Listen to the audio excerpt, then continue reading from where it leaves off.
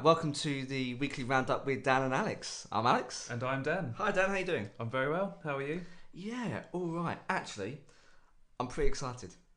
And the reason being is we're talking about one of my most favourite topics, and it's one that's close to your heart as well, isn't it? Funnily enough, it is. Is it? So what are we talking about this week? We're talking about Avengers Infinity War. Infinity War. Now, remind me, how many films is it in? Is it 18, 19 roughly? Okay. Yeah, so this all started really when it was Robert Downey Jr.'s Iron Man back in 2008. The Godfather himself. It is indeed, and he's still kicking around as the original arrogant Avenger. And for those who don't know too much about this group of superheroes, what are they all about? The Avengers is about a group of remarkable people that were put together to stop bad things from happening on Earth.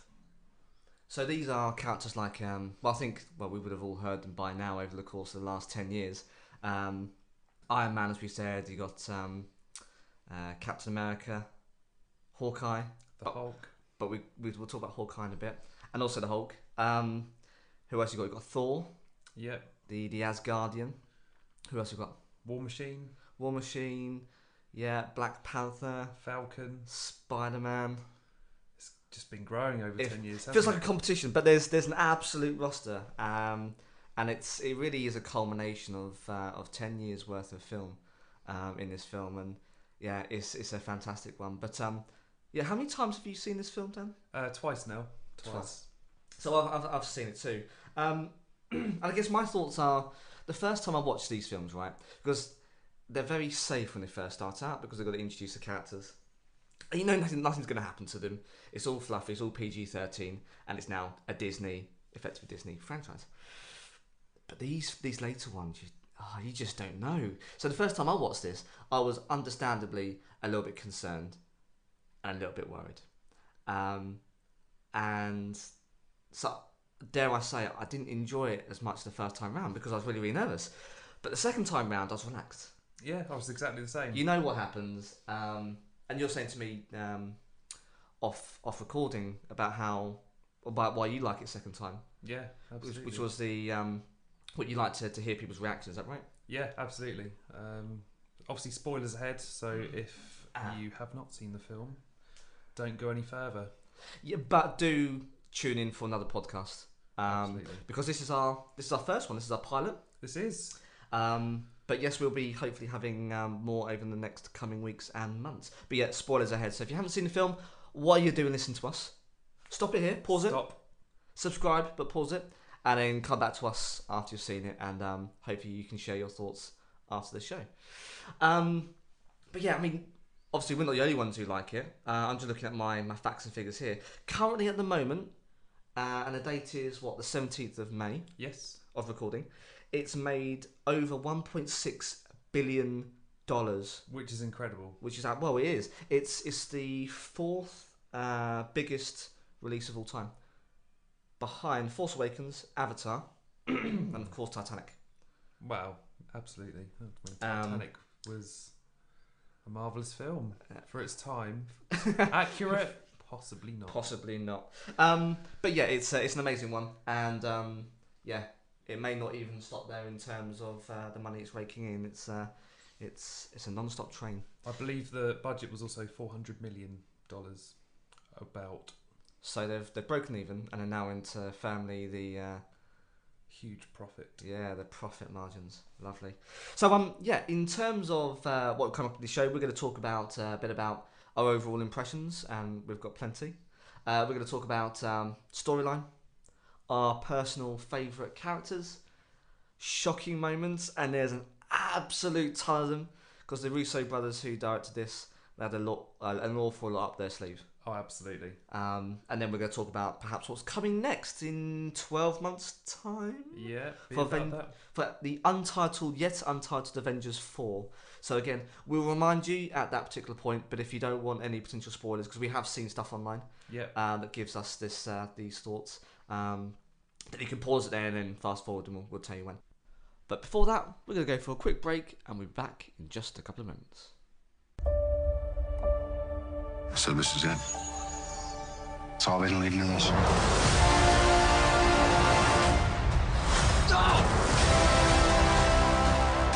Ready?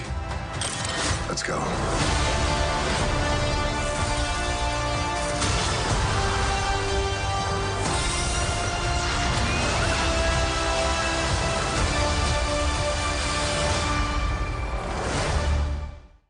And we're back. So, Dan, give me your overall impressions first of all. What are your thoughts on after seeing it twice in the cinema so far? It's very fast paced, but it almost doesn't feel rushed. You know where you are in the film. Yeah. They break it up quite nicely, so it allows you to sort of go through the film without being confused of what's going on. Which is a really tough thing to do, actually, because, I mean, how many characters we've got on screen at any one time? Was it 36 heroes, they said, or something? Approximately that, yeah. It's quite the roster, and between us, hopefully we can recount this. Where are the characters, the main characters at least anyway, at this point of the film? Because an awful lot's happened. 10 years worth of films happened at this point. So yeah. where is everyone? I mean, the tone is actually starts at the beginning with where Thor Ragnarok ends. So we're on a spaceship with Thor, Loki, and Thanos and his Black Order have just come on and just wreaked havoc. Decimated. Yeah. Half of Asgard. Don't know where the other half is. They haven't explained that. Okay, so we know where that happens. Yeah, it takes place just after Thor 3. Yeah. Who else? So where's Vision and Scarlet Witch? Yeah, everyone else. They were in Edinburgh. They'd done a runner essentially. They had. They decided to go on a holiday, but they were still. I guess they were still part of the Avengers Initiative. So coming out of Civil War, half the team split off. So you had Cap and Black Widow off into the shadows with Falcon. Yep. And they were off gallivanting. Well, allegedly, they wrote some comics about this, and they were in Afghanistan fighting the Taliban or ISIS. Questionable, but you know, comics just sort of fill the gaps. They do. Okay, so they were off fighting questionable conflicts. Anyone else? Who else have we got? We got the Guardians who are just flying through space, just floating around, because I can't recall where they were at the end of Guardians 2. They'd just blown up Eagle, which was the planet, which was Quill's father. I never quite understood that. So they're just floating through space, chilling out, listening to music. And a good old Spider-Man is he's in New York on a bus, on a school bus. So they're all going back their merry way. And I think for me, this is why it's such a good film, because they managed to deal with these characters and they're all so familiar. Well, of course they are if you've seen them, but it doesn't. For me, overall, it doesn't feel like it's rushed. The characters are all well developed at this stage, so you don't have to bother with introductions. They all seem like they're in their settings. They don't feel out of place. And with such a large roster, so difficult to do. Absolutely. But yeah, in the opening, 5 minutes? That sets the tone. It's done. Very dark. And it goes straight into it. Yeah. You've got a Hulk-sized hole in the Sanctum Sanctorum. You've got a spaceship descending upon New York, and that is it. It does not stop. And from there, of course, it's also showtime. It's just over the 2.5 hour mark, about isn't it? 2.5 hours. And for me, they deal with two different sides of the conflict, don't they? Do the Earth sides of the conflict, where you've got some of the ground-based heroes, who end up in Wakanda, and then you've got obviously then the space, more technologically savvy, advanced guys, with, of course, Thor thrown in there. I didn't tell a lie. You got 3 of them, haven't they? They've got Thor, and then Groot, and you've got Rocket. Yes. Of building Stormbreaker, the new hammer. Yeah. Or the Thanos killing kind of weapon, as they described it.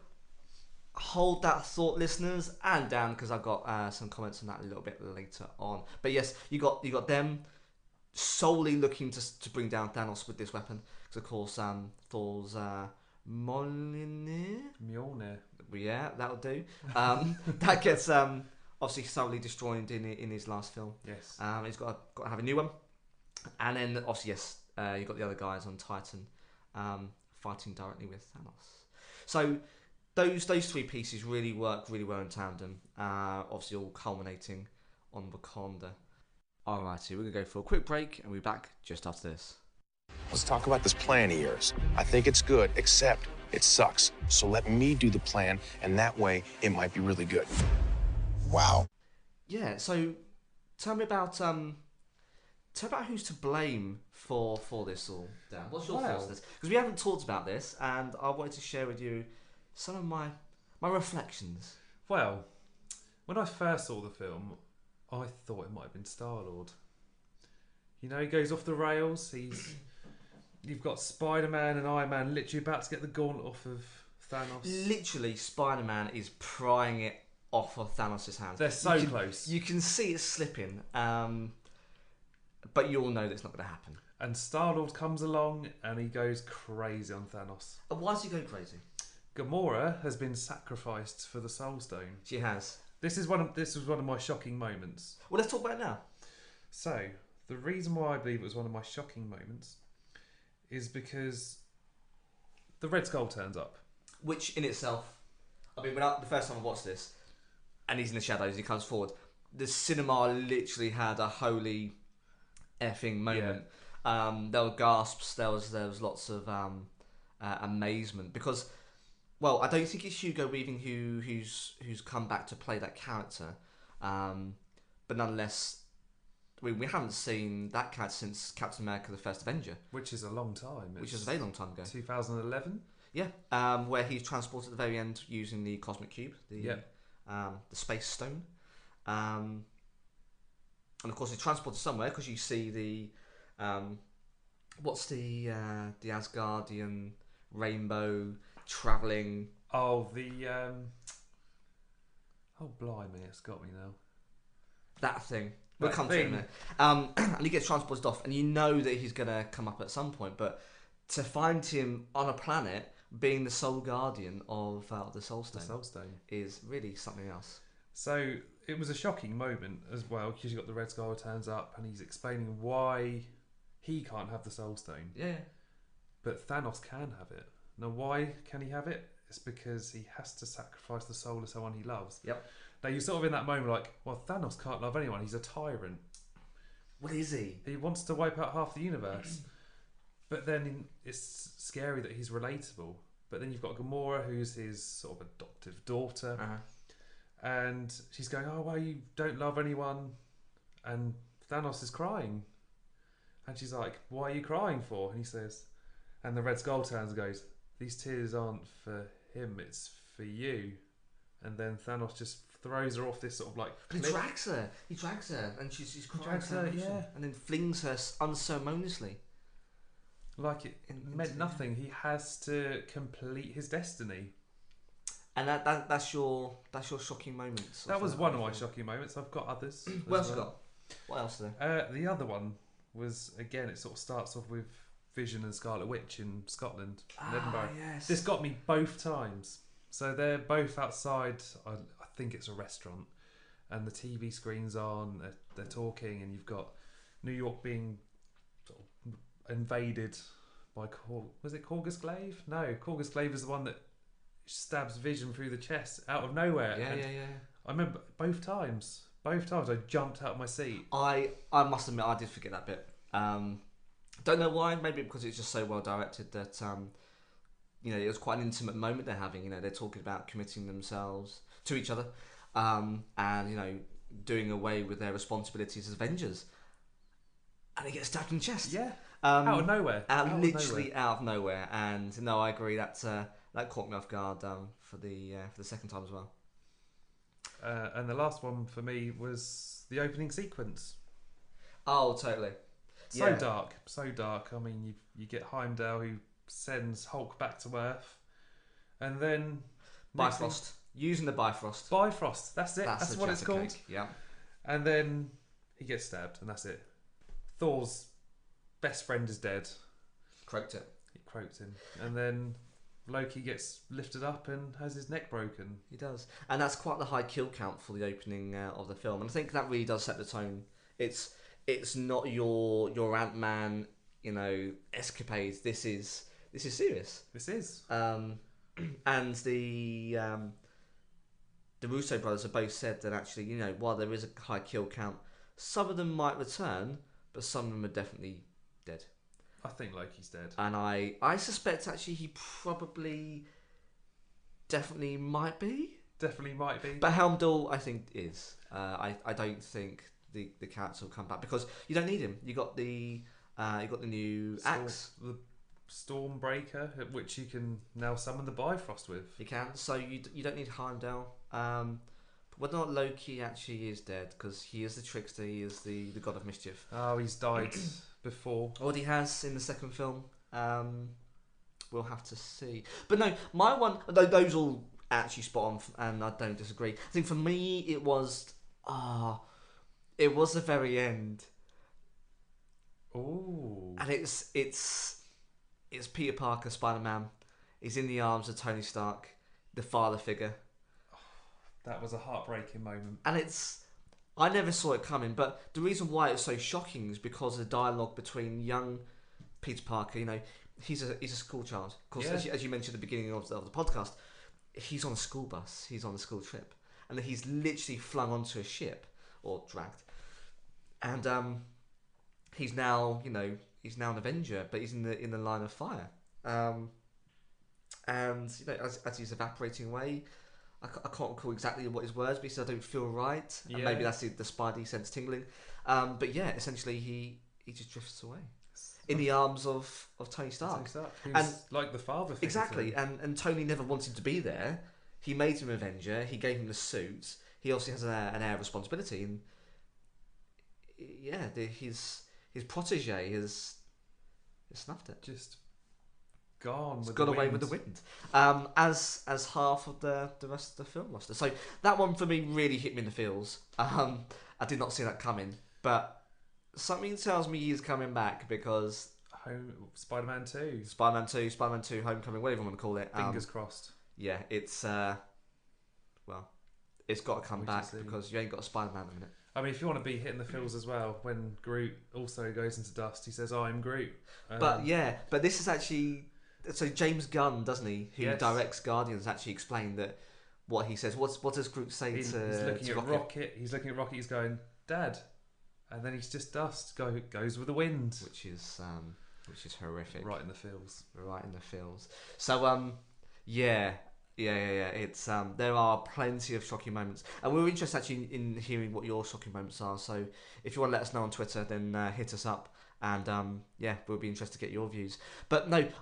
Before, I asked you a question about who do you think was to blame for this? Well, the theory was it was Star-Lord. Yes. So we sort of quickly revisit. He goes crazy on Thanos because he's found out Gamora's dead. Mm-hmm. But then actually, I watched it again yesterday and I thought maybe it was Nebula because it was her that told the Guardians to go to, was it Titan? Yeah, it was Titan. Now, if she hadn't told them to go to Titan, then those events might not have transpired. Yeah, no, definitely. And well, I mean, yeah, you could take it one step further actually, because when Thanos replays the message from her mind, where Gamora is explaining where the Soul Stone is, that sets off the chain of events. So you could say that both of them are to blame. I initially thought it was Star-Lord. Totally get why. Yeah, your love interest has met her maker. At the hands of obviously a murderous Titan, and as we were saying, the gloves nearly coming off. But actually, when you look at the turn of events, so Doctor Strange saying, he's found, he's been looking forward in time, and he's seen millions and millions of different computations of that scenario, and only one exists. Yeah, it was like 14.5 million. Or it's always going to happen. So those turn of events are always going to happen. So I don't think we can be too harsh on him. Cast your mind now, listeners. Dan doesn't know this, and he's got a massive smile on his face. This is something of a joy. Alex has been keeping this a secret from me. I certainly have. This, whatever reaction you're going to hear from me now, will be very real. Absolutely genuine, listeners. Cast your mind to the very end of the film. Dying moments, the final scene on Wakanda. The main character's being cast aside as mere twigs. As Vision is decapitated and he meets his end. Twice, yes. Quite unfortunate for the character. Who is the last Avenger to speak to Thanos? It was Thor. Now, what did Thor do before he spoke to him and Thanos backstepped, stage left, and exited to watch the sunrise? Thor put the axe into Thanos' chest. He did. He threw his belovedly new Stormbringer Breaker axe straight into the chest of the Mad Titan. But what did Thanos say to Thor? You should have gone for the head. And there you go. Because what at the beginning of the scene of the film, if you think back to the beginning, they're on the ship. Yeah. Loki dies. Thor's really upset, and he says to Thanos, "I'm going to kill you. I'm going to come after you." So what he does is he makes this axe, which does wield an incredible amount of power, and no doubt we'll see that then coming to the next film, Avengers 4, where no doubt I think Thanos will meet his maker at the hands of Thor. But I think Thor's ego that we see at the first film, is quite prevalent. You know, he likes to wage war. He likes to have fights, and he matures. I think it's fair to say, with the Avengers films, and his own set of films as he goes throughout his journey of becoming a king of Asgard. However, that element of boisterousness, I think, comes out at the very end. He could have gone for the head, but he chose the chest, because as he flies down and pushes it further into the chest, he wants to see the light die in Thanos' eyes. Correct. He wants to get his vengeance. But of course not going to get it, because as Thanos said, you should have gone for the kill shot. He doesn't, falls back, clicks his fingers. Well, actually clicks his fingers and falls back. Yes. Now, had Thor have done the right thing, of course there wouldn't be an Avengers 4, and it would have been quite a shocking moment. But nonetheless, he could have ended it all, and he didn't. So for me, I solely lay the evaporation of half of the entire universe solely at the feet of Thor. It makes sense. Just saying. It makes sense. Just saying. A lot of people are still going to be screaming at us, going, "No, it was Star-Lord. It was Star-Lord." Well, yeah, it could well be. I don't disagree, but then you've got to take up with Doctor Strange, who says it's going to happen anyway. So, I mean, to be honest, Doctor Strange is one of the most powerful sorcerers. Sorcerer Supreme. Sorcerer in the universe. He is. So, I mean, if he was going to allow those events to not play out, he would have done something. He would. You don't give up the time stone that easily. No, given that he was professing all the way along that he was the protector, and then willingly gives it over, there's got to be a good reason. Which he was willing to give up Iron Man and Spider-Man's lives to protect that stone. But in the end, hands it over quite easily. And there's a good reason for that. And we'll come back to that, and also our thoughts on a personal favourite character development in just a couple of moments. In time, you will know what it's like to lose. Dread it, run from it. The end is near. So we're back, and this is a really interesting one because there's so many characters that we can actually, delve into. But who's your favourite character throughout the whole of the film, and why do you think they've developed from when we perhaps saw them in their solo outings to perhaps at the end of the film, whether they're dust or whether they're actually still standing? Why are they your pick, your choice? I've gone for Captain America. Oh, interesting. An interesting one. Now, you haven't told me this, and I'm really, really intrigued as to why. Well, I mean, you sort of go back to his origin. He's just a stand-up guy, always followed his conscience and fought what he believed in. And he always looks at the problems in the eye before getting to work. Yeah. But those principles are the same. So you sort of watch him go through these films. Although he's sort of like trying to catch up with the times, you get to Civil War and he's like, well, this isn't right. I don't agree with the Accords. Because he's quite jaded, I think it's fair to say, during that film, isn't he? Yes. He really does see the realities of, his second film, The Winter Soldier. Yes. And how his best friend has been brainwashed, and how S.H.I.E.L.D., which is the worldwide police force, is actually run by his arch nemesis organisation, Hydra, and actually what he stands for no longer really exists. Which was the Stars and Stripes. Which is the Stars and Stripes. But actually, was his principles and everything that he fought for, was it about those stars and stripes? It was just there to give people of America hope.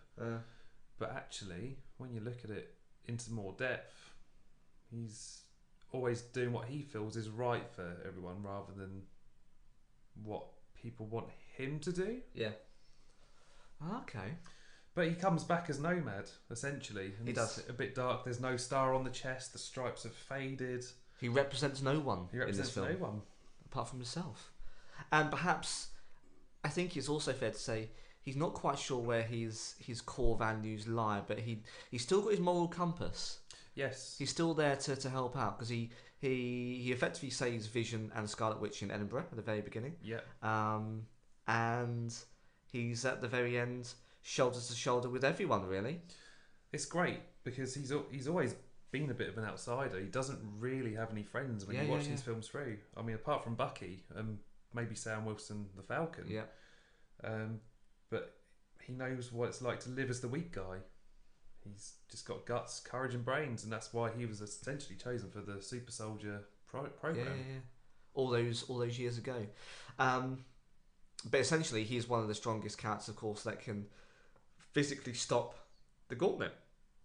Oh yes. As everyone's seen, even in the trailers, they don't hide the fact that with two hands, not one, so he's not that strong, but he can come up against a god. And I think that's testament just not to to the character, but also his ability to still stand even though he's been beaten down by his morals and his ethics, and what he stands for no longer applies, but he's still there for the whole of humanity. Yeah, absolutely. So who's been your personal favourite character development? I mean, look, there's so many different characters that have all gone on the journey, and that does sound cheesy, but actually it's literally true, because there's plenty of characters that have physically travelled to the end state of the final scene. But for me, it's got to be Thanos. Oh. And the reason being is, I mean, this is a really, really interesting debate, actually. So it might just be me, and I don't wholly agree with what I'm about to say, but to some extent, you can kind of understand where Thanos is coming from. Yeah, absolutely. He has seen his whole planet become decimated due to starvation, and he warned his people that this would happen, and he had a solution. Albeit, okay, it's a drastic one, and genocide is a horrific thing, and still happens today. And we wish it didn't, but you can understand at least his thought process about how he could perhaps relieve that burden. I'm just looking at some notes here, actually. So he essentially subscribes to a real world philosophy. I'm not sure if you heard about this. It's the Malthusian viewpoint. Never heard of it. No? So it's named so because an 18th century scholar called Robert Thomas Malthus argued that population growth always outpaces required resources. Ooh. So this is an actual thing, and he's just obviously a more drastic extension. But I think for me, the reason why Thanos is probably my most favourite character and develops so much during the film is because at first, okay, yes, he kills an awful lot of characters that we know and love, we've seen over the last couple of years. But as you go through the film, and he shows the flashbacks with Gamora, and shows so much about what he's about and why he's there, you can understand it, because no one else is willing to take the burden of looking after the universe, and he sees himself as that custodian,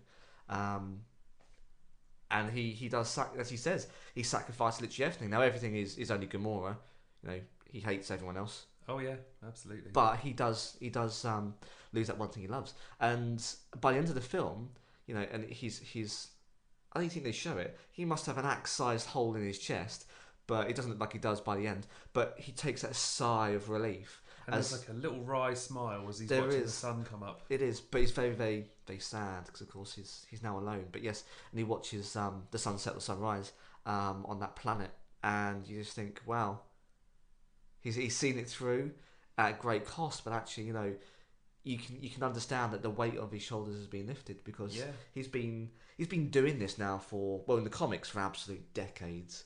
But obviously in the films, it's been at least the Avengers in 2011. What did we say? 2012. He first rocked up that cutscene, and he sort of just turns around. He was really purple in that though, and he had blue eyes. He did. He did. He's now he seems to have toned him down a little bit. But yeah, for me, Thanos all the way. Josh Brolin, absolutely fantastic. Wonderful. Oh, amazing. Hat off to him.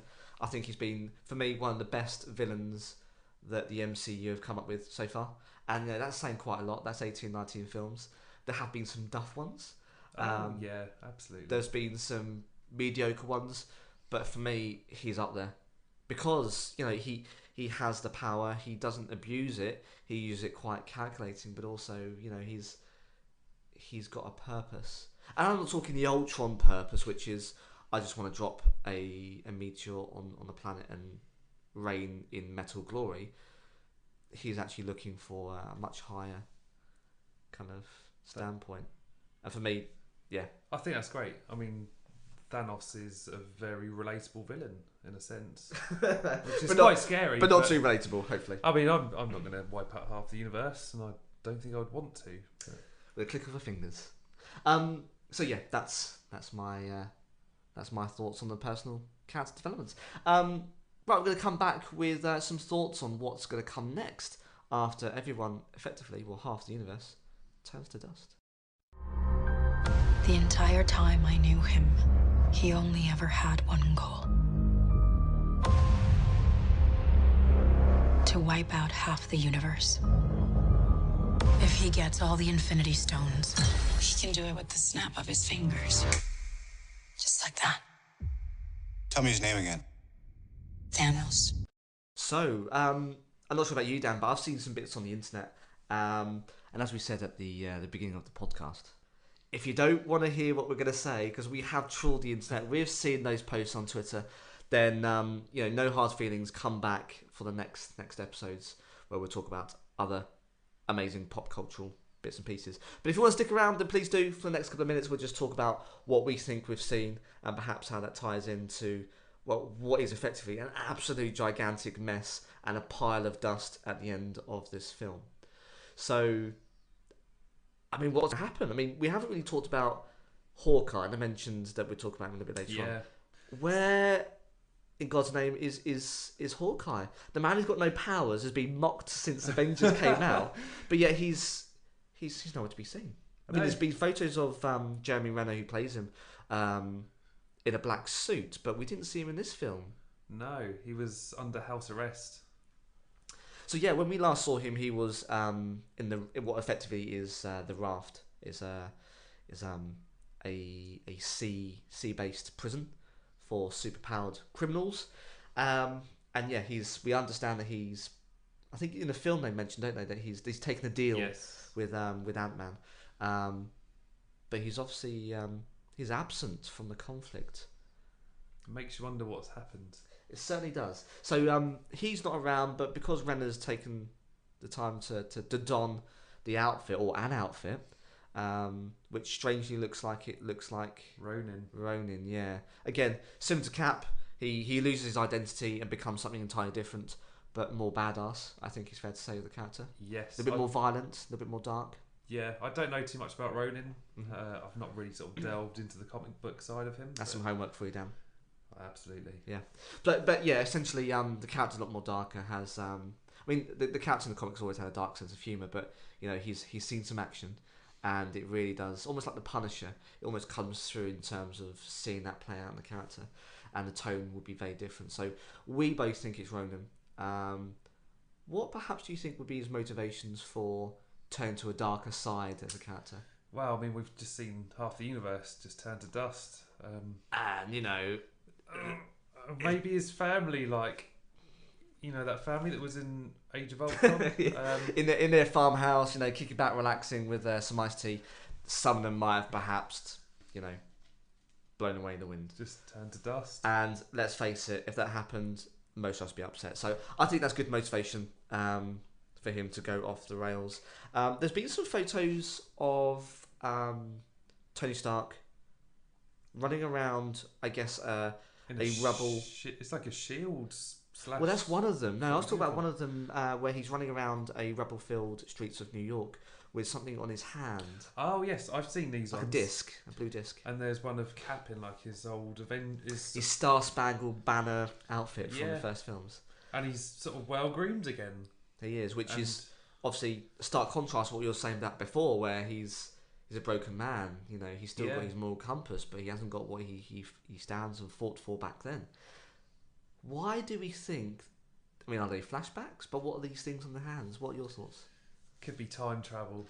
Oh, that's the theory me That and is you the have come up theory. with. Yeah. Off mic. Yeah, and I reckon that's the case. You know, they've delivered on the shocking moments, and they have decimated the Marvel Cinematic Universe, but they can't just wipe out all of those various different outings. You know, they're big money makers for Disney. So I do reckon it's a time travel caper that's going to be played out in the next Avengers 4. A very fun sci-fi, Back to the Future style film. Well, yeah, because you just said there, didn't you, that you thought Stark was dressed as one of the security guards from... Yes. So there's a scene, or in the pictures, you've got Loki who had been gagged in the first Avengers. At the very end, isn't it? With the SHIELD officers in these uniforms, and you've got like the modern day Tony Stark in the same outfit. Yeah. And you're sort of thinking, well, why is he there, and what is he doing, and what's his purpose? Is he going to try and do something with Loki, or... So many possibilities. And I hadn't thought of that, but actually, if you're going back in time, but some of the characters are already dead, not evaporated, you might have a viable reason to bring them back then into the future. But of course, they haven't then gone through their personal journeys of the previous solo films. So it'd be interesting actually to see whether they are bringing the troublesome Loki to the modern day to save the day with the rest of the Avengers, but he hasn't then gone through that whole process of come to terms with Odin snuffing it, yes, and helping his brother out in terms of essentially his sister Hela in the third film. So it'll be a totally different character, but one we're very, very familiar with. So yes, how they play those out. I mean, again, this is this shouldn't hopefully be spoilers by now, because if you're still listening, then sorry, you should have listened to our opening gambit. But at the very end, there's one of my most favourite post-credit scenes, and it's Samuel Jackson saying and he just turns into dust. He just blows away, and the world's just like crumbling crashing around down. You've got like helicopters crashing into buildings, cars crashing, post-apocalyptic for sure. But he does something with a pager. Oh, it's a wonderful moment. It is. Just as he disappears, he sort of activates this little thing in his hand, and it falls to the floor, and then it comes up with Captain Marvel's little star and stripe. It is Captain Marvel. Now, how she quite fits into it, I don't think she'll have time-travelling abilities, not in the comics I've read, but she must fit in somewhere. So whether or not she can get her hands on the tech, because of course I don't have the time stone now, that is firmly in the hands of Thanos, literally. Yeah. But yeah, my thoughts are firmly on time travel, because I think that's a way in which the Russo brothers can help gauge who they should bring back, yes, and then fit into Kevin Feige's longer term phase 3 or 4. I think we're on phase 4 after Avengers 4. Yeah. So this is all planned out. This has all been planned out for the last 10 years, and no doubt there's another 10 years worth of roadmap. And I think it'd be no mistake they'll bring back those who actually can bring in the big bucks. At the end of the day, it is a studio, and they're all there for the money. But yeah, I think that's a good way in which to bring back some characters, but still leave some firmly in the ground. I mean, one thing I did notice about Infinity War is that Thanos didn't actually defeat the Avengers as a collective. And that's a perfect closing comment. You're right. I mean, the ultimate payoff for me for Civil War is because we never saw Cap and Iron Man come back together. You've got Iron Man, who's just been stabbed in the stomach on another planet with Nebula, and you've got Steve in Wakanda. Yep. But they're still alive, right? They're still kicking alive. around. They're still alive. But they haven't united yet. And that's the ultimate payoff for me. They have to come back together with the original Avengers who have survived, although we don't really know about Hawkeye, although I still think he's still alive. Yep. And they've got to come together to ultimately defeat the Tyrant. They've got to defeat Thanos together. One last time. One last hurrah. And that's that was a great moment for me, knowing that the original Avengers from Avengers Assemble were still alive. Well, that's the other thing. Yeah. So this hadn't dawned on me until after I read something, and that's the perils of looking at the internet. But thankfully, it's after I saw the film, and so I made the observation. Actually, I think all of the ones that, at the click of that finger turned to dust, they were not the original Avengers. No. And the original ones are left behind, and so you've still got that legacy which they can still play out to effectively Avengers 4, where they go their separate ways, they ride off into the sunset. They could all sit down with Thanos and look at the sun as the sun rises and all best friends. It's unlikely, but nonetheless, they're all still alive. They're still alive, and anything's still possible. And I think for me, that's my final thoughts on where we are now and where it could be. Definitely time travel. Definitely Hawkeye plays a part because we know Renner's done the pictures. Ant-Man's going to be in there, maybe. I think we probably get something in the post-credit scenes from Ant-Man and the Wasp. Yeah. Something that sort of ties into where Infinity War could go with as well. Uh-huh. Hopefully a lighter tone. And obviously Captain Marvel. But how she's incredibly powerful. But so how she actually plays a part with the whole time travel element, if we're right, we don't know. But we'll find out in 12 months' time. Yes. We certainly shall. So that's the end of this podcast. And of course, if anyone's got any thoughts, they can tweet us. They can, or we'll give details in the description of how you can contact us with your thoughts and opinions. But until next time, we'll leave that there. And thanks for listening, and thank you, Dan. Thank you.